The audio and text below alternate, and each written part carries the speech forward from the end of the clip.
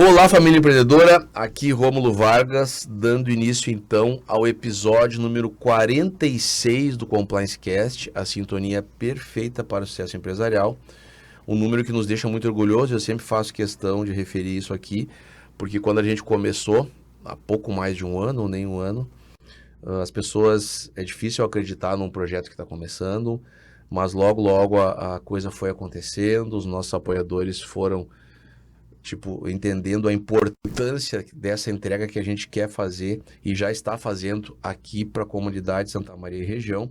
Então, eu queria primeiramente agradecer a esses apoiadores, que são o Vitino Restaurante, proporcionar momentos inesquecíveis com experiências incríveis através dos sentidos.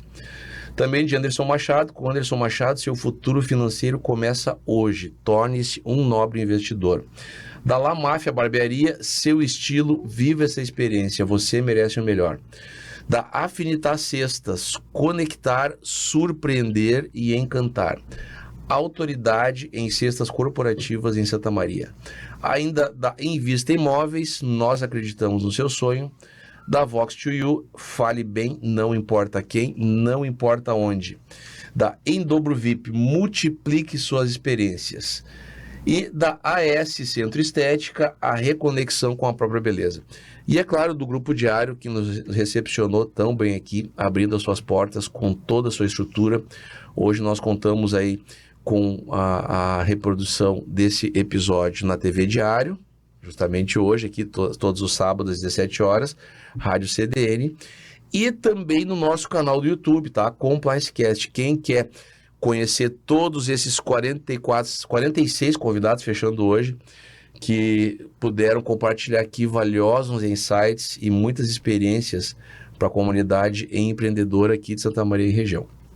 E hoje nós temos a honra de trazer aqui a TMV Advocacia, representada pela Letícia, pela Camila e pela Thaís, que são jovens advogadas, embora jovens com uma experiência muito grande. E aí você deve estar me perguntando, mas tu vai levar concorrente aí para o teu programa? Não é questão de concorrência, tá, pessoal? O que a gente, e justamente o que a gente vai falar aqui hoje é da importância e da necessidade de você que tem um escritório de advocacia de fazer um trabalho especializado e um pouquinho diferente da advocacia tradicional. Então a gente vai falar bastante sobre isso. Meninas, prazer em recebê-las, muito obrigado por despenderem um tempo de vocês para estar aqui compartilhando. Sejam bem-vindas, é um prazer recebê-las aqui no Compliance Cast. O prazer é nosso, muito obrigada pelo convite. Ficamos muito honradas pelo convite, justamente por falar de temas assim tão importantes e específicos como compliance, né? Com certeza. Pessoal, a TMV Advocacia, ela é uma empresa que tem unidades aqui em Santa Maria e também em Santa Cruz do Sul. E por que eu convidei as meninas? Justamente pela expertise que elas têm na parte de compliance para concorrência pública. A sua empresa que trabalha com concorrência pública sabe que mais do que nunca você deve ter um compliance muito forte, muito evidente e muito ativo dentro da sua empresa.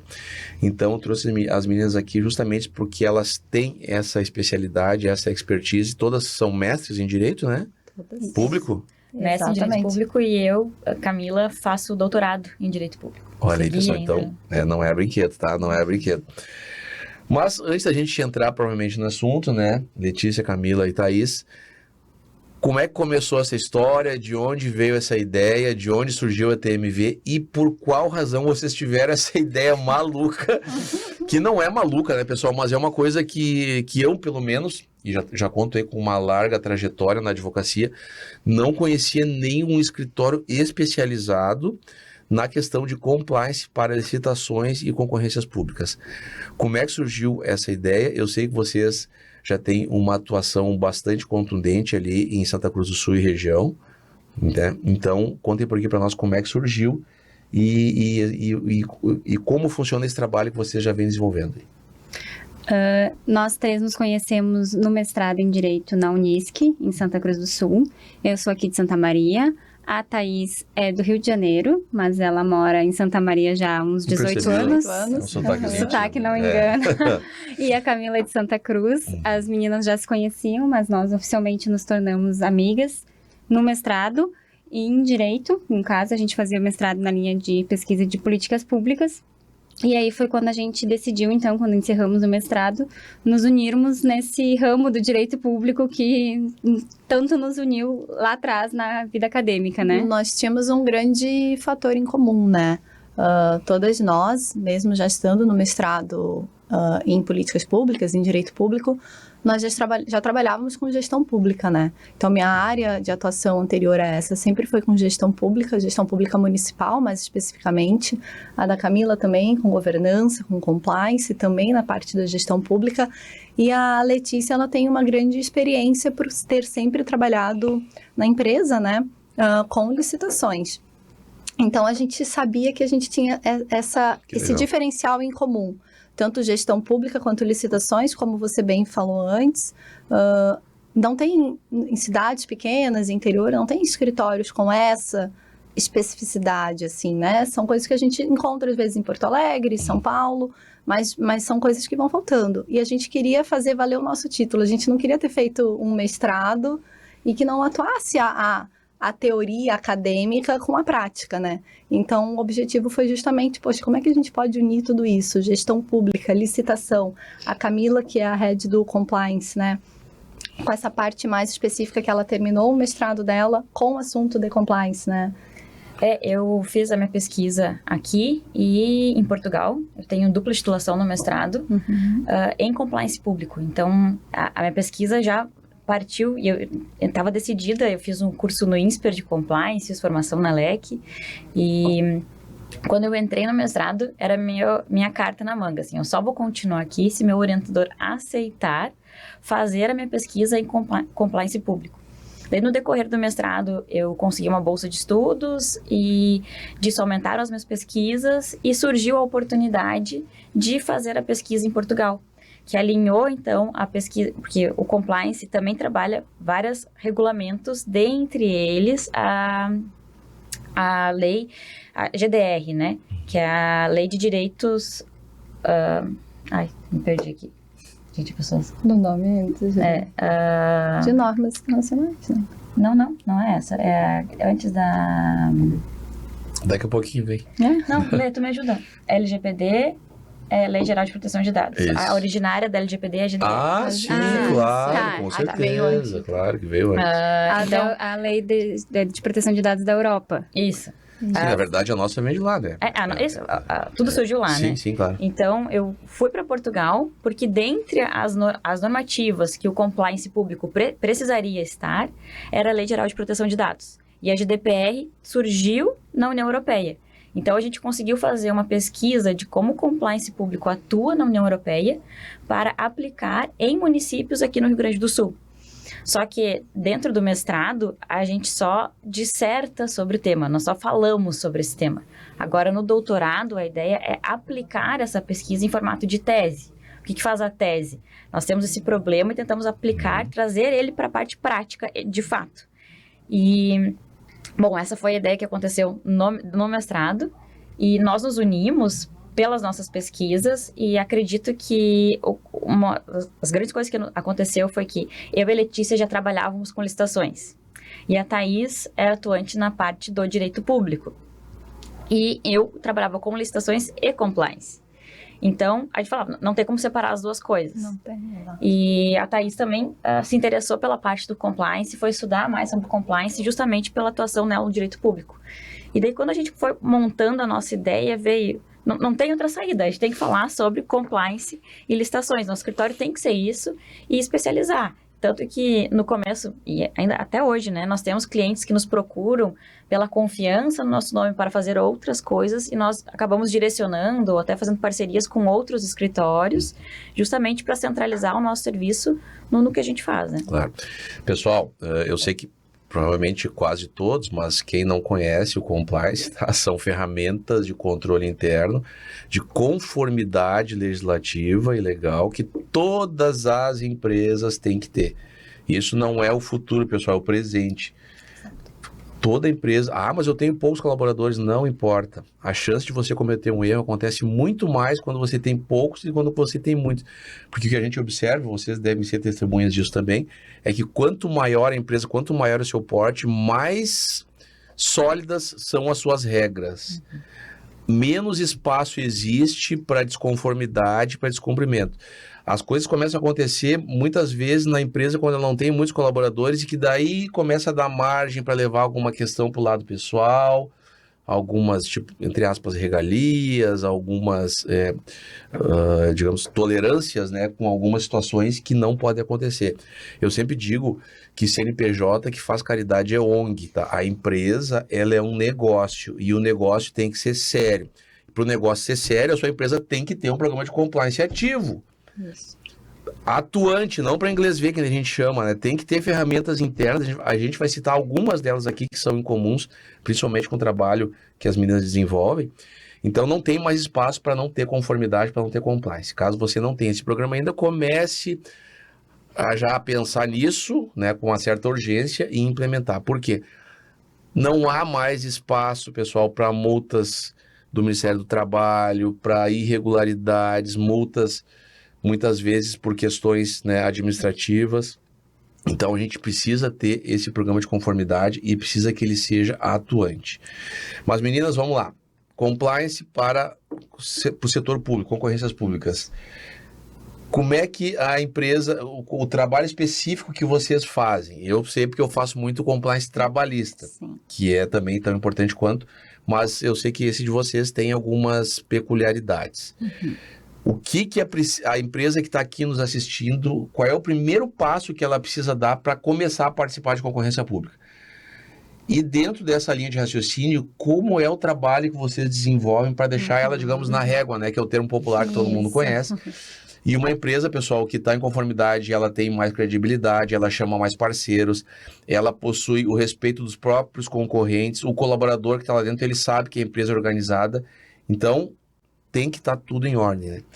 O que a empresa precisa fazer e aonde que entra especificamente o trabalho de vocês? Eu acho que antes da gente entrar nos pontos de como a empresa, o que precisa, né, qual o primeiro passo, é importante a gente falar também que não são empresas grandes, em primeiro momento, que precisam só do compliance. Vamos desmistificar um pouquinho isso, tá? Empresas pequenas precisam, eu acho que quanto maior a empresa e menos compliance ela tiver, é mais difícil ainda tu aplicar um compliance, Nossa. é melhor tu vir com um uma compliance mudança de cultura. desde o início, então, e isso também se aplica no caso das licitações, a gente precisa começar, na verdade as licitações elas não são só para grandes empresas, pelo contrário, elas hoje em dia são mais voltadas para as pequenas empresas, em vários estados hoje, quem não tem compliance já não pode mais participar de uma licitação. Rio de Janeiro, Distrito Federal. Rio Grande do Sul, dependendo Também. dos tipos de licitação e do vulto, né? Do volume. já do tem valor as da regras. licitação, né? O vulto, o valor e os produtos, né? Os objetos de licitação com o valor. Então, foi... Minas Gerais também. Minas Gerais também, né? Minas, e a tendência é essa, né? Que foi onde deu o start de fazer algo relacionado com isso. O objetivo, como tu bem falou ali, sobre compliance no direito público, seria porque o nosso objetivo, como fãs da gestão pública, é que também a gestão pública tenha boas contratações, né? Isso é bom para todo mundo que É um volta. ecossistema, né? Exatamente, é uma máquina que vai movimentando, né? Então, tipo, uma empresa séria, uma empresa com compliance, uma empresa que contrate e que vá cumprir o objetivo que ela se comprometeu ali com um contrato público, é a empresa que a gente tem o interesse de, poxa, ser empresas que servem para a administração pública, né? Que sejam transparentes, que sejam éticas. E como a Letícia falou, isso começa desde pequenininho. Você vai olhar na licitação, às vezes é um empresário individual que vai licitar, que justamente começam as grandes oportunidades, né? Então, como ela falou, você vai desde pequenininho, você já estando todo alinhadinho, isso é muito mais fácil. A tendência... Tudo fica mais fácil, né? Exatamente. Porque já começa a fazer parte da cultura da empresa. Uhum. E eu sempre trago aqui a questão da cultura. E as pessoas às vezes não dão importância, né? Missão, valores, cultura, enfim. Mas o que acontece? A cultura é saber o que o pessoal está fazendo quando eu não estou lá. Como é que eu vou quando não tem ninguém olhando? Como é que vai crescer se eu tenho que estar toda hora pegando pela mão, não consigo tirar férias, estou sempre, né, no olho do furacão. Mas vamos lá, voltando. O pessoal quer participar das conconcorrências públicas. Aí. O que eu ia falar, até aproveitando o gancho da Thaís, é que no nosso caso é um ganha-ganha tanto para o compliance quanto para a administração pública. Porque não são só as empresas que precisam de compliance, os municípios já estão aplicando programas de integridade, seguindo uma ordem que vem da União Federal, do governo federal. Então, tem aplicação de programas de integridade, que se chama assim na administração pública, em municípios, tá? Olha aí, que legal. E o compliance para quem vai licitar com a administração pública. Vocês atuam nessas duas frentes. Nas duas frentes. Que legal. E o que a gente fala, que muita gente não tem um olhar para isso. As compras públicas movimentam mais de 35% do produto interno bruto nacional.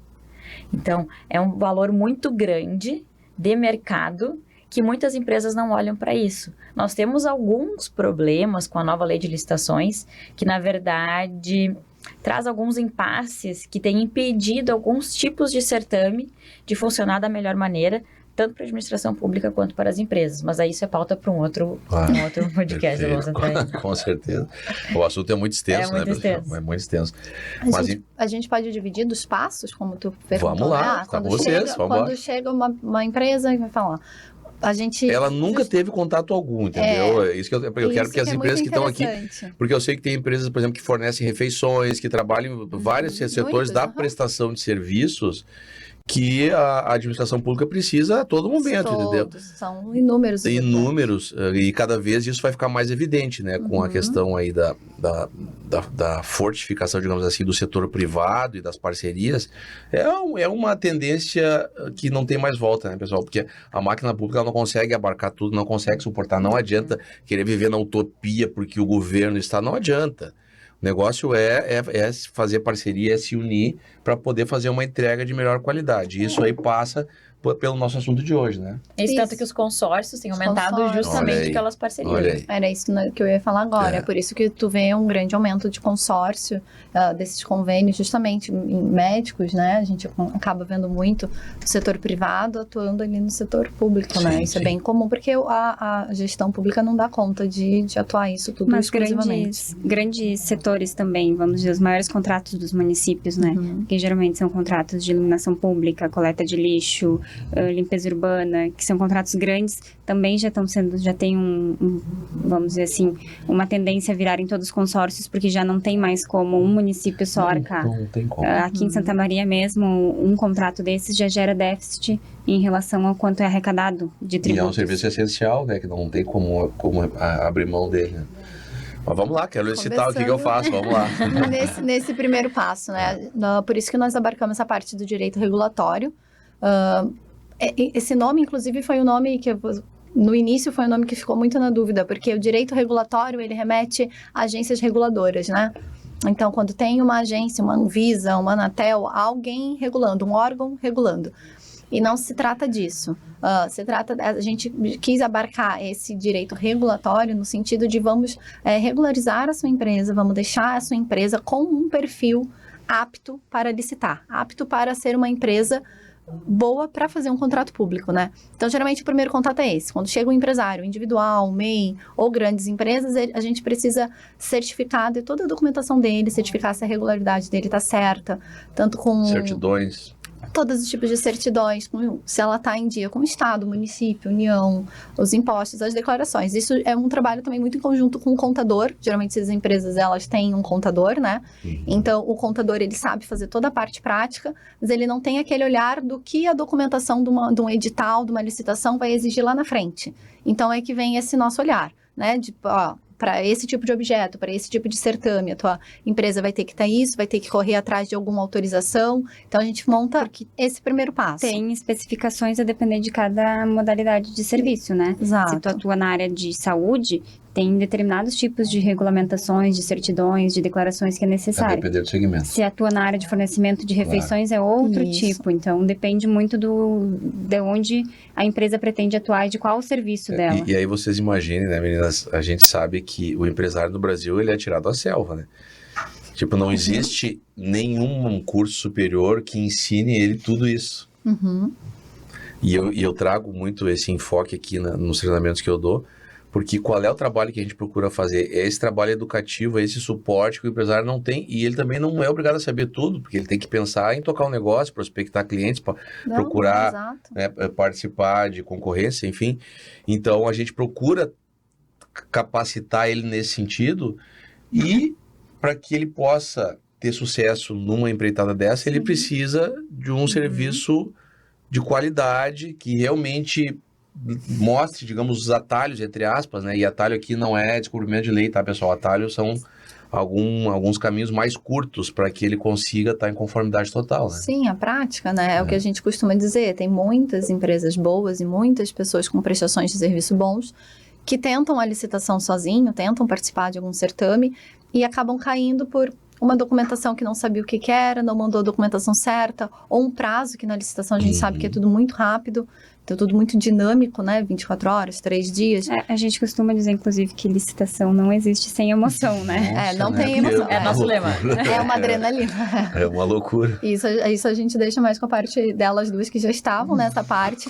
E como eu vim da parte da gestão pública, de vir tudo isso, no início eu pensava, meu Deus, como é que a gente não vai conseguir 3 dias? E é assim mesmo, depois você pega o ritmo que a licitação Tem que gostar de adrenalina para atuar na área de compras públicas. E é por isso a importância de você estar bem assessorado. Claro. Foi aí que a gente sentiu que tinha uma carência, uma demanda para os empresários nesse sentido. Porque a gente conversava com as pessoas e muita gente boa, mas eu tentei e não ganhei aquela licitação. Tipo, são detalhes que passam batido, sabe? Então, o primeiro passo seria esse, ver se você está todo certo. E o segundo passo, a gente começa a estudar o perfil da licitação da pessoa. Daí entra a parte que a Letícia faz, né? Na prática dela ali, monitorando a licitação, acompanhando os editais, vendo todas essas questões. Então, o primeiro passo é, você quer ganhar? Quais são as licitações que você tem interesse? Vamos alinhar tudo isso. Alinhar expectativas e realidades, né? E deixar esse empresário ficando conhecido no meio, porque tem isso também. Às vezes você não vai ganhar no primeiro certame, mas é importante tu estar participando, porque o teu nome começa a ficar conhecido ali, né? Entre os pregoeiros, entre a licitação que vai ganhando credibilidade, que nem o empresário. Tu tem que se jogar no meio para ir ganhando credibilidade e ficando conhecido. Vai se apresentando cada vez mais como fornecedor público. Então, a administração pública vai te conhecendo como um fornecedor e alguém capaz de suprir quando necessário. E agora a gente está entrando aqui numa das ferramentas que eu já queria entrar nela, que é o Due Diligence, né, meninas que não são... E a gente, quando faz esse trabalho, por exemplo, sempre quando eu tenho a primeira reunião de alinhamento com a empresa, e eu acredito que vocês devam fazer isso, a gente faz aquele pente fino. E aparece algumas coisas que tu chega e ele assim, ó, vamos, tu sabe mais da minha empresa do que eu. Eu digo, não, é o trabalho, entendeu? Verificar tudo isso que envolve. A gente tem um banco de cadastro de inadimplentes de processos trabalhistas no Brasil. E a gente pegou algumas empresas muito grandes aí que não tinham a mínima noção que estavam cadastradas lá por situações que já estavam até meio resolvidas, ou que faltava só a questão de pedir uma baixa, enfim. Então a gente faz toda aquela pesquisa e aí apresenta aquele dossiê.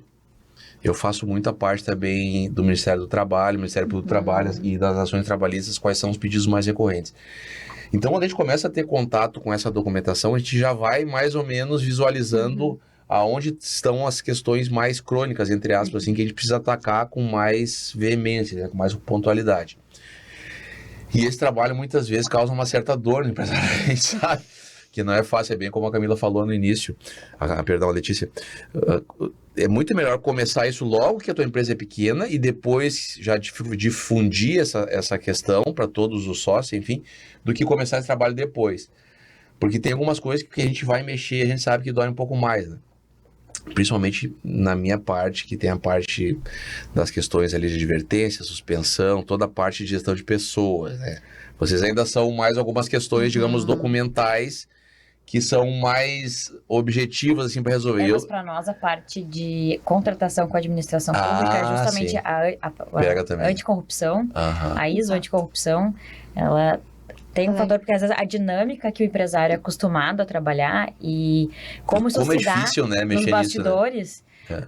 É totalmente de boa fé, mas que não pode ser feito daquela maneira. Então, para que nós possamos corrigir essa atuação deles, que é a cultura, né, que a gente tanto fala no compliance, a cultura de como fazer, ou de fazer aquilo, mas da maneira correta. Tu pode fazer exatamente isso que tu está pensando, mas não dessa forma. Então, para conseguir modificar isso, para nós, é o que nós temos visto nas empresas que contratam com a administração pública, principalmente aquelas que já contratam há mais tempo. A empresa pequena que recém nos contratou, às vezes nós temos contrato tanto para compliance quanto para a parte de licitações, né? Então, às vezes uma empresa que nos contratou pela licitação e acabou nos chamando depois para fazer o compliance, porque viu que isso traz um diferencial competitivo nas contratações públicas, claro, né? Com certeza.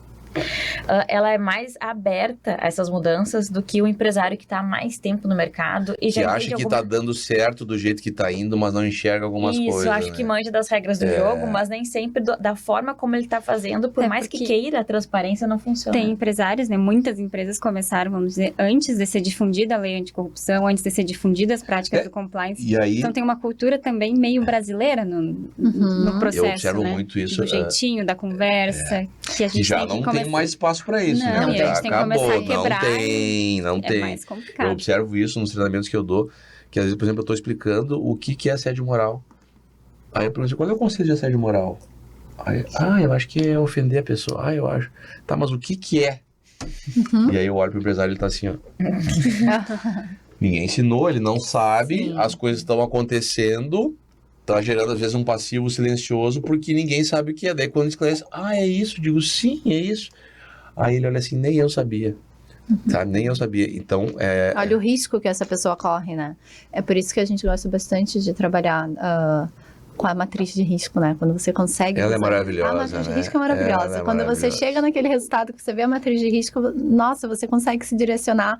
E muitas vezes o empresário, é o que a gente sempre brinca quando vai fazer um compliance em qualquer empresa. Nós somos, a Camila, né, diz, ela é a chata do compliance, né? Ela tem que ser... A gente faz a piadinha interna, porque a gente se completam, né? Cada tem que ser, né? Tudo bem certinha. E o empresário, no caso, ele percebe que ele é o que conhece a empresa melhor do que ninguém, mas quando ele dá aquela olhada na matriz ali de risco, ele vê realmente aonde que ele pode pisar feio ali, né? Pode falhar e tem um risco muito grande. E é muito importante visualizar, né? Enxergar o negócio de fora, e o compliance possibilita isso. Porque às vezes ele tá no olho do furacão, e depois a gente vai falar do canal de denúncia, da ouvidoria, que também são tão importantes quanto. E as coisas não chegam no olho dele.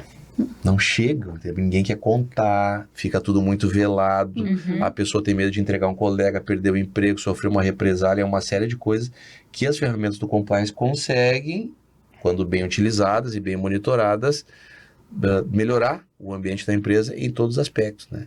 Mas pessoal, a conversa é excelente, o tempo voa aqui, a gente vai fazer um intervalinho de 1 minuto, tá? Não volta, não saiam daí, a gente vai falar sobre ouvidoria, canal de denúncias, um pouquinho mais da matriz de risco, todas essas ferramentas que você pode implementar dentro da sua empresa e que serão um verdadeiro divisor de águas, porque você vai poder enxergar pontualmente situações que normalmente não tem tempo ou não chegam até você e vai poder agir tempestivamente antes que vire um problema muito maior, tá? Então, 1 minutinho, a gente já volta.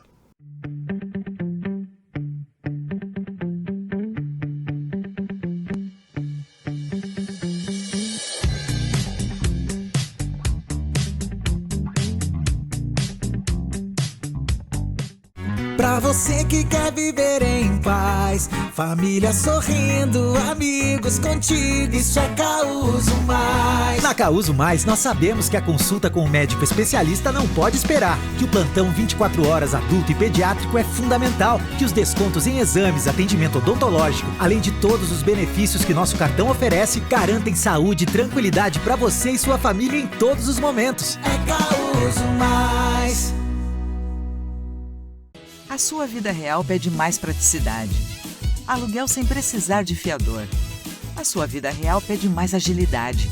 Menos burocracia no aluguel. A sua vida real pede um jeito fácil de alugar. Aluguel 100% online. E a Imóveis Crédito Real faz tudo isso acontecer para você. Acesse creditoreal.com.br/Santa Maria e alugue seu novo endereço. Porque se a vida real pede, a gente realiza. Bora pra mais um dia de jogo. Isso aí é inimigo do gol, rapaz. Joga nada. Eu falei. Ih, rapaz, contra-ataque. Vai driblar 3 na sequência, ó. Falei. Todo jogo é igual. Todo jogo é igual? Tá maluco? O lance do jogo é ser imprevisível. É jogar junto e com responsa. Pô, não tinha pensado nisso. Cada jogo é único e isso vai ser sempre igual. KTO.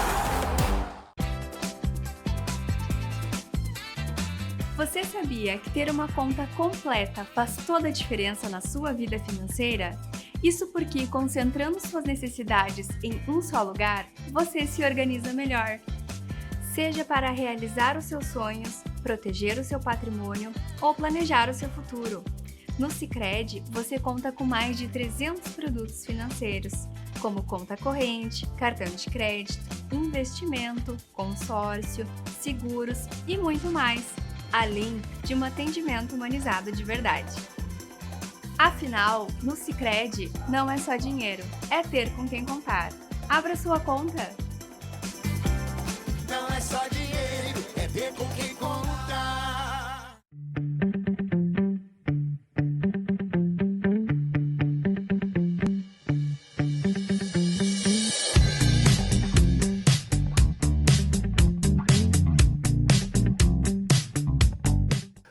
Voltando então, família empreendedora, aqui com o segundo bloco do episódio número 46 do Compliance Cast.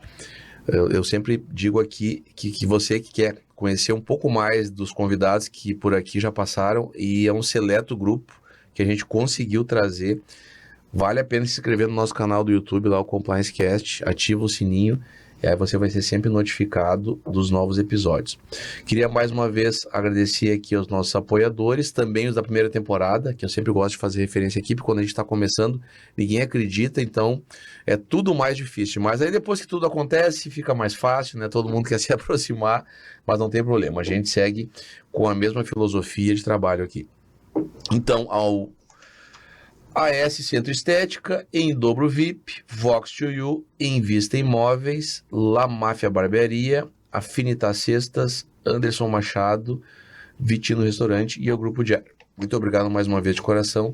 Sem vocês, esse projeto, que é um verdadeiro sucesso, não seria realidade. Meninas, vamos seguindo então aqui. A gente estava falando sobre algumas ferramentas que o empresário pode e deve ter dentro da sua empresa.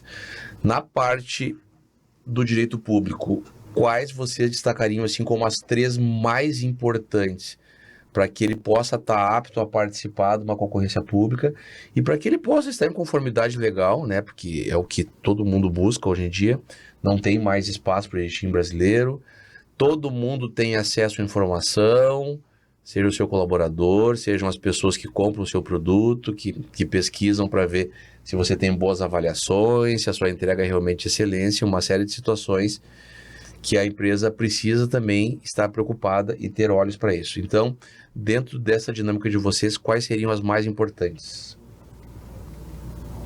Olha, eu acredito que as 3 principais ferramentas é justamente ter a documentação em dia. E o que a gente fala de documentação em dia é essa análise que nós fazemos da documentação de tudo que é necessário conforme os editais que a pessoa quer participar, porque quando a gente fala em compras públicas, né, não existe só um tipo de forma de contratar com a administração pública. Então, a gente tem que conhecer o cliente, entender qual é o que ele quer fazer com a administração pública, que tipo de contrato que ele quer fazer com a administração pública, se tem esse espaço na administração pública para que ele possa contratar e a forma. Porque alguns vão participar por meio de licitações, outro por outras modalidades de compras públicas também. E dentro das licitações temos 5 tipos de licitações. Quais são diferentes. elas? Vamos lá. Vamos lá. Concorrência. Pregão são as 2 maiores. Né? Pregão. Tem leilão, mas é que não participam, né? E tomada pública. E qual é o registro de preço, né? Registro de preço na modalidade no pregão, né? Mas fica no pregão, mas pode registrar, muitas empresas mas com a lei nova agora, né, que já não é mais tão nova, é importante a gente lembrar, mas na verdade tudo se resume à concorrência ou pregão eletrônico. Qual a diferença entre uma e outra? A concorrência foca mais nos documentos de habilitação e na qualificação técnica, e o pregão foca mais na questão de disputa de preços. O que acontece é que atualmente, com a função de ser tudo eletrônico, se inverte as fases e mesmo na concorrência se passa para a fase de lances. Mas ainda assim, na concorrência, a análise e os critérios de habilitação são mais rígidos. O valor não é o critério final, digamos assim. Não necessariamente. Não necessariamente, né? Não necessariamente. O pregão é aquele com emoção, que fica disputando segundo a segundo. Mas ali é o feito preço. uma triagem prévia, por óbvio, né? Das que estão Sim, aptas. sempre tem um E ali no requisito. pregão fica quem faz a melhor É que oferta. o pregão é o oposto. O pregão a gente Entendi. começa pelo menor preço. Aí fechou o menor preço. Ah, Depois é que vai para as habilitações. Então, o que acontece? Às vezes, quem ganhou o pregão Não quer dizer necessariamente que não quer dizer vá... que vai ganhar. Não, E já- normalmente os primeiros não levam. Não Assim, levam. na nossa prática, a É, gente porque vê. o que eu sempre Baixa digo... muito preço e não tem e condições não tem a de- documentação correta. Porque quem consegue baixar muito preço é sinal que tá faltando Com alguma certeza, coisa com exatamente, certeza. na documentação. Com Às certeza. vezes, até na hora dele botar ali naquele orçamento, entregar aquela planilha, ele vê que o valor dele não vai chegar. Não vai chegar. Prestação de serviços geralmente tem uma planilha de composição de custos, né? Que tem todos os itens, desde a questão de materiais, mão de obra que tem que ser avaliada, tributação, BDI. Então, é mais difícil quando tu começa a abrir aquela planilha, assim, dessas empresas que baixam muito preço, tu começa a ver um pouco de jogo de planilha, que a gente chama. Até mesmo porque a administração pública tem uma responsabilidade, às vezes solidária, às vezes subsidiária, com a prestação de serviço, né? Ou com para fins trabalhistas. Então, tem que ter esse due diligence por parte da administração pública também, verificar se é uma empresa. O tempo de empresa conta? Depende. Depende Isso é de uma razão. boa pergunta, né? Que eu sei que o pessoal está fazendo. Eu abri há 2, 3 anos. Conta ou não conta? Depende a forma, porque algumas licitações eles exigem atestados. Então, vai exigir, por exemplo, uma empresa que trabalha com prestação de serviços de saúde, odontológicos, médicos, enfermeiro, enfim, na área da saúde. Vai exigir que tu tenha um atestado de capacidade técnica de que tu já atuou para a administração Por pública determinado tempo. por determinado tempo. Tá. Então, nesse momento, caso. pode contar. Mas isso não é regra. Não é regra. Não, E não depende, de novo, depende do segmento que a empresa... Segmentos, por exemplo, de engenharia, esses atestados, eles não só têm que ser o contrato já finalizado, como eles têm que estar registrados no CREA.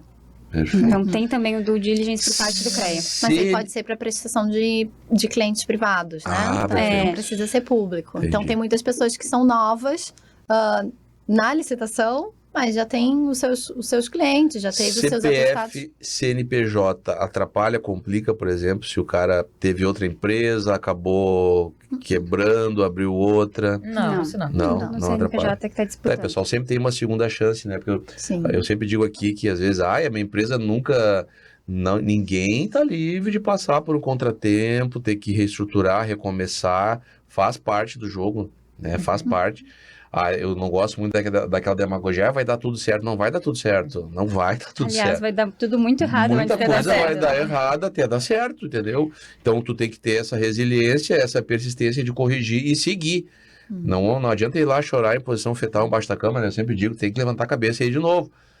Então, tá sempre aí, pessoal, uma segunda chance. Ó. Você pode ter, muitas vezes, ter recomeçado um novo negócio e tem a chance de participar também na esfera pública, que é um excelente segmento, né, meninas? Com certeza. Porque é certeza que vai receber, que acredito que quase 100% dos contratos devem ser pagos em dia, acredito eu, desde que cumpridas as A etapas, grande né? maioria deles. A né? grande 100% maioria a gente deles. não pode falar. Tá, mas a grande maioria. Mas a grande maioria. Então, é uma quase que certeza que vai receber nas datas aprazadas, desde que a entrega seja em dia, por óbvio.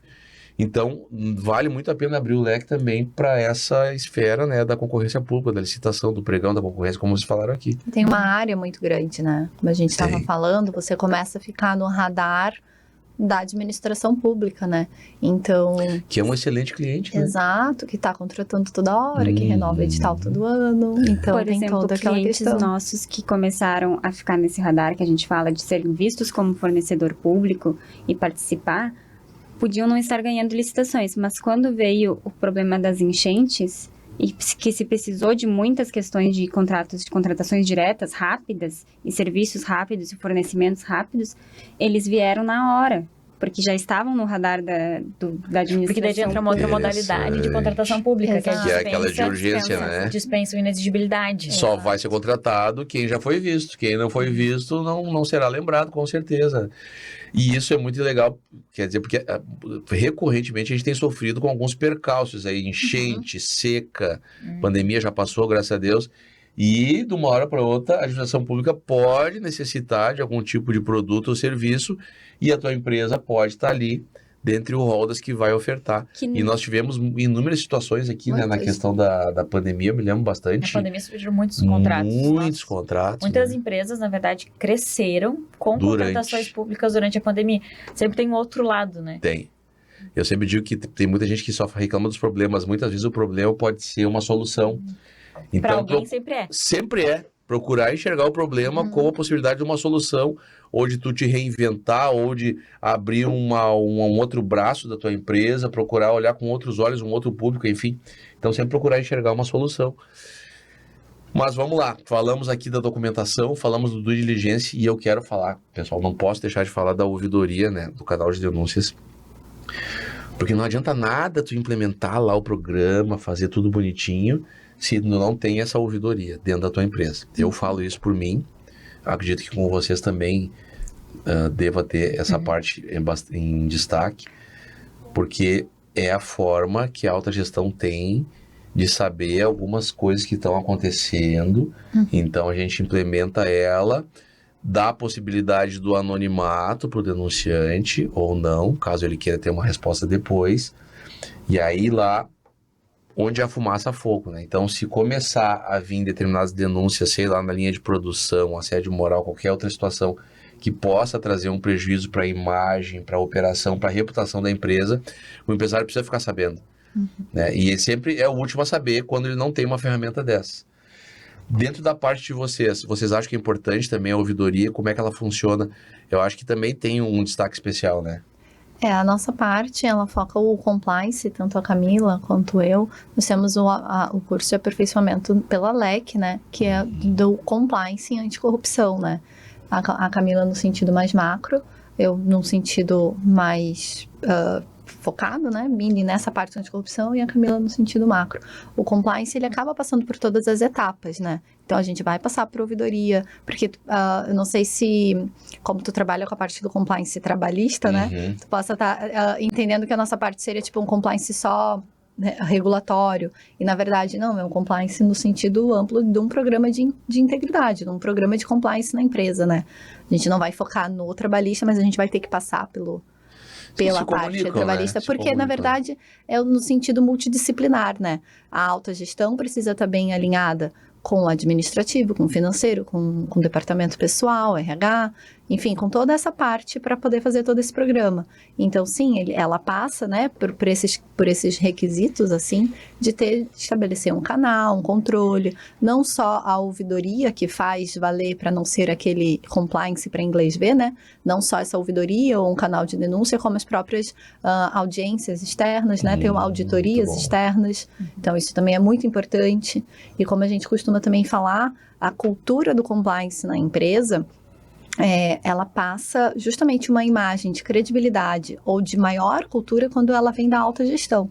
A alta gestão que tem que estar comprometida e engajada realmente em fazer valer tudo aquilo dali. Porque quando a alta gestão se compromete, ela semeia mais a cultura do compliance para os seus funcionários, para as suas etapas de procedimentos, né? E ainda nessa parte de auditoria, o que eu acho muito importante é a auditoria e um bom RH. Eu tenho visto bons resultados nas empresas que têm um bom RH alinhado com as auditorias, porque isso faz muita diferença. Total. Acredito que tu na parte trabalhista deve haver mais ainda, né? Tu tem um bom funcionário que faça deslanchar, e muitas empresas, tiveram duas em específico que eu trabalhei, que a empresa mais do que dobrou o número de funcionários, mudando apenas o RH dentro da empresa.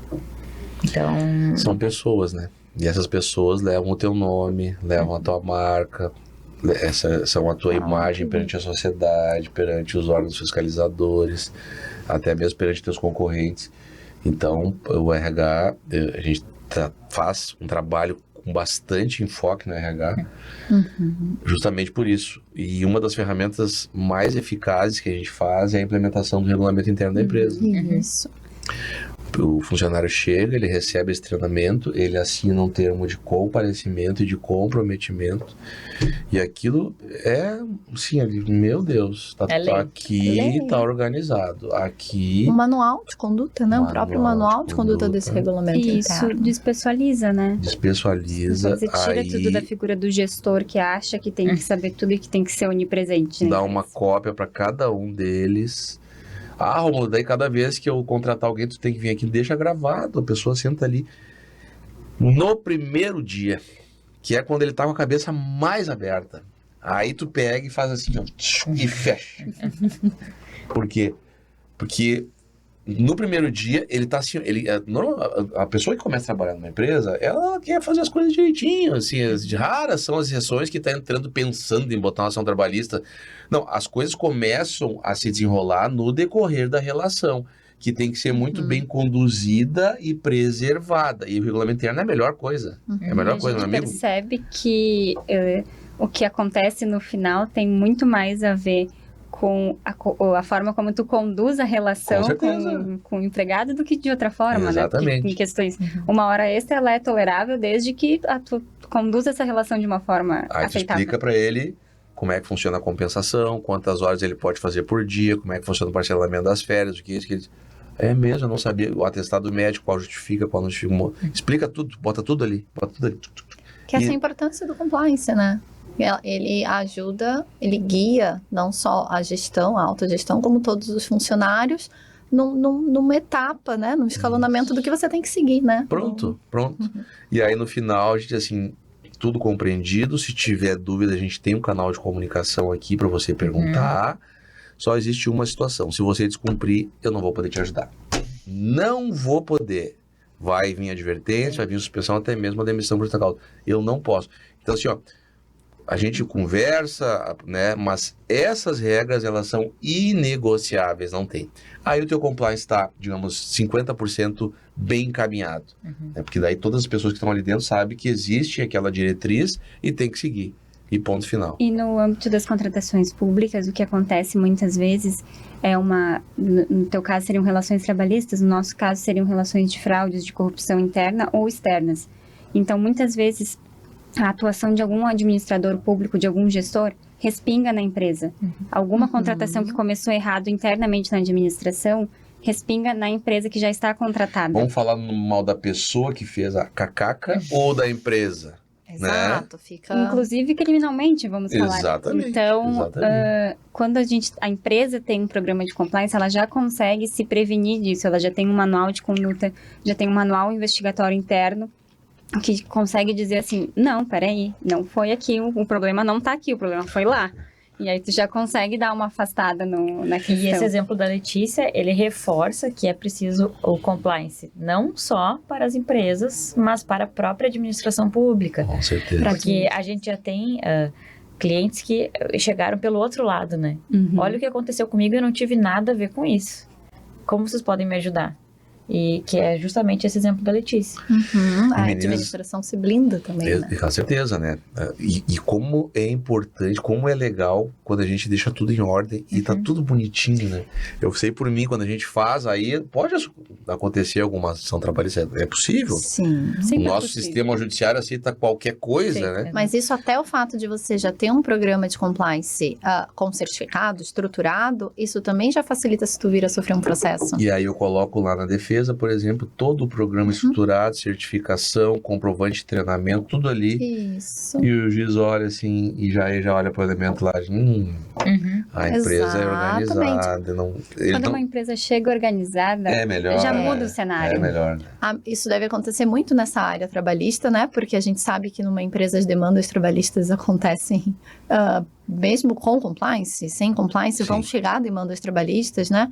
Então, é importante você defender a empresa num processo judicial, caso venha acontecer, justamente se defendendo que você tem um programa de compliance bem estruturado. E isso também acontece no nosso lado da contratação pública, porque se você vem a sofrer qualquer investigação, Ministério Público, qualquer coisa, Tribunal de Contas, que é o principal fiscalizador, na verdade. Que é a importância para estar ali no contrato, você também tem, mas olha, tem o certificado, tem o treinamento, tem pessoas, tem um programa de compliance estruturado. E também até serve para diminuir pena, caso a pessoa venha pegar uma pena, negociar uma pena de multa. Então ele te passa... Muito. Exatamente. Então é muito importante. Essa cultura do compliance, ela é nova relativamente, né, para dentro da prática da empresa. Mas é uma cultura muito importante, tipo, de se falar cada vez mais nisso. Ainda tem poucas pessoas atuando nessa área, né? Então o objetivo é que isso se expanda de forma cultural, porque ele só traz transparência, tanto nas relações do trabalho, quanto na gente que fala de gestão pública e de contratação pública. A transparência que é e a ética da empresa, quando você está ali com o teu negócio mostrando toda a tua conformidade com a lei, com o programa, você dá mais credibilidade e transparência para a gestão pública. E acho que é importante a gente falar, eu que gosto de história, que surgiu justamente pela transnacionalidade, né? O compliance veio nas contratações norte-americanas transnacionais e que acabou sendo exigido por grandes empresas aqui no Brasil que contratavam de forma com outras empresas da União Europeia ou dos Estados Unidos ou de outros países que exigiam a integridade nas contratações e por bem ou por mal, né, com a Lava Jato, que nós aplicamos com a lei de corrupção que veio para cá, as normas de compliance aqui e acredito que cresce e contribui muito para a administração pública e para os empresários. Para todo mundo de um modo É um geral. ganha-ganha, né? É verdade, todo mundo sai ganhando. Meninas, infelizmente o tempo está curto, como eu falei. Voltarão aqui outras vezes, com certeza. Mais pra frente a gente vai trazer as meninas de novo, porque o assunto é muito importante, né, pessoal? Muito mesmo, muito importante. Para você que tem uma empresa e que quer abrir, né, os olhos também para a parte das concorrências públicas, que é um excelente segmento que pode trazer muita rentabilidade e pode contribuir muito para a fortificação aí dos seus programas de conformidade, de mostrar que a sua empresa é uma empresa séria, uma empresa transparente, que tem tudo muito bem alinhado, muito bem definido. Esse é o melhor, a melhor receita, com toda certeza, né? Mas como eu sempre termino aqui em um minutinho, vamos tentar ser breve, um minutinho, mas é um minuto curto, para cada uma de vocês. Vamos começar por quem? Vamos lá, Letícia. Qual seria a sintonia perfeita, então, para o sucesso empresarial? Eu acho que a sintonia perfeita é um propósito, ter um propósito bem definido. E acho que é isso que faz a nossa sintonia funcionar. A gente se encontrou num mestrado com um propósito bem definido de gestão pública e de uma gestão pública transparente. E é isso que faz o nosso negócio funcionar e a gente ter esse sucesso, porque a gente tem um propósito muito bem definido e muito bem alinhado entre nós três. Propósito é tudo. Andou muito bem. Eu diria que a sintonia perfeita para um sucesso empresarial, aqui eu já posso até falar de duas vertentes, né? Nós, TMV, no nosso sucesso empresarial, com certeza, é o propósito e o foco. Você tem que estar muito focado no seu objetivo. Como a gente disse, não adianta a gente ser bom em todas as áreas. Você precisa ter o seu foco de atuação. Então, acho que o foco de atuação, hoje em dia, é muito importante. A concorrência é muito grande, ainda mais em cursos de direito, de tudo isso. Então, acho muito interessante esse foco em você estar bem alinhado e você ser muito bom, ser bem estudado, atualizado em tudo aquilo que você faz. E não desistir no início, né? Porque o início é sempre muito difícil. Então, essa sintonia perfeita é justamente a persistência e o foco. E eu diria para as empresas que querem contratar, empresas que estão vindo nesse sentido, muitos... Encontra onde, TMV? Vamos lá, pelo Instagram, como é que faz? A TMV é @TMV-advocacia, né? TMV.advocacia. TMV.advocacia. TMV.advocacia, tá, pessoal? Pelo Instagram ali acha, né? Isso. Lá tem os nossos contatos, né? O WhatsApp. WhatsApp, Business, tem nossos e-mails. Claro. Por ali, no nosso perfil tem todas as informações. Você acha. Hoje em dia todo o direct mundo funciona também. O direct funciona. Mas é isso, acho que esse sucesso empresarial, essa sintonia perfeita para o sucesso empresarial, para as empresas que querem chegar, justamente elas estarem bem alinhadas, tem o propósito, estarem bem alinhadas, ser bem assessorado. Acho que isso é muito importante, porque geralmente o empresário, ele vem nesse foco que ele é o entusiasta, é a pessoa que tem a ideia, e ela precisa de pessoas para, ajudá-la nesse caminho, né? Então, se quer ir para a contratação pública, você esteja bem assessorado para isso, para empresas privadas, enfim. Acho que é isso. Vamos lá. E eu entendo que a sintonia perfeita para o sucesso empresarial requer um caminho delimitado e não desistir, não ter medo. Porque muitas vezes nesse percurso a gente vai querer desistir, vai pensar em desistir. Então, eu posso até reformular minha frase. Eu diria que a sintonia perfeita para o sucesso empresarial exige que as pessoas sejam destemidas. Um bom empresário, ele é destemido. Muito bom, pessoal, excelentes insights, né? As pessoas acham que a gente nunca tem medo, né? Nunca tem segurança. Vai igual, né? Vai igual. É muito melhor ir do que depois chegar lá na frente e olhar e dizer, se eu tivesse ido aquela vez e não fui. Então, dói muito mais do que tu ter ido errado e acertado. Então, vai, né? Vai. Claro, não precisa fazer loucura, mas Se Seja palpita destemido, no mas em coração. conformidade, Isso né? aí, isso aí. Destemido com compliance. Porque se palpita no coração, se é aquilo ali que pulsa no teu sangue, assim, vai que a coisa vai acontecer. Meninas, sem palavras, obrigado mais uma vez pela presença de vocês. Eu sei que teríamos aqui assunto para pelo menos mais umas 2 ou 3 horas, pelo menos, mas o tempo não nos permite. Tenho certeza que as pessoas que nos acompanharam aqui puderam entender um pouco mais de como funciona essa parte, que é tão importante quanto, e o que trouxe também muito mais em voga a necessidade da implementação de um programa de compliance, porque uma coisa chama a outra, né? Seja na parte privada, na parte pública, na parte da reputação, da imagem da empresa, e tudo aquilo, né, que toda organização empresarial precisa ter para crescer de forma consistente e com saúde organizacional, saúde financeira, tudo aquilo que a gente sabe, tá bom?